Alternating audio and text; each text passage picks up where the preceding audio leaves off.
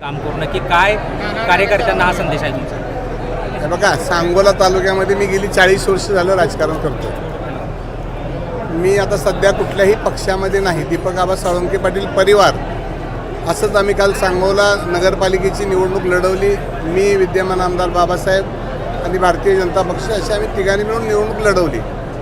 आता उद्या जिल्हा परिषदेच्या निवडणुका आहेत. त्या संदर्भामध्ये कार्यकर्त्यांचं मत जाणून घ्यायच्या संदर्भामध्ये छोटीशी बैठक बोलवली होती. पण या बैठकीचं रूपांतरच मोठ्या मेळाव्यामध्ये झालं आणि कार्यकर्ते एवढ्या मोठ्या संख्येनं उपस्थित राहिले हे मी सांगण्यापेक्षा आपण सगळ्या मंडळींनी बघितलेलं आहे. येणाऱ्या जिल्हा परिषद पंचायत समितीच्या निवडणुकीमध्ये मी, शेतकरी कामगार पक्षाचे बाबासाहेब देशमुख आणि जिल्ह्याचे पालकमंत्री सन्माननीय जयाभाऊ गोरे असे आम्ही तिघं बसून या निवडणुका आम्ही लढवणार आहोत.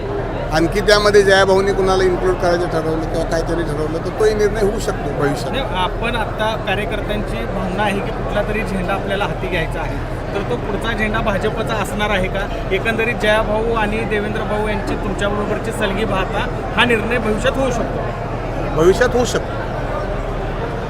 भाजपमध्ये जाण्यात भविष्यात होऊ शकतो. भाजपमध्ये हो जाण्यात हो हो.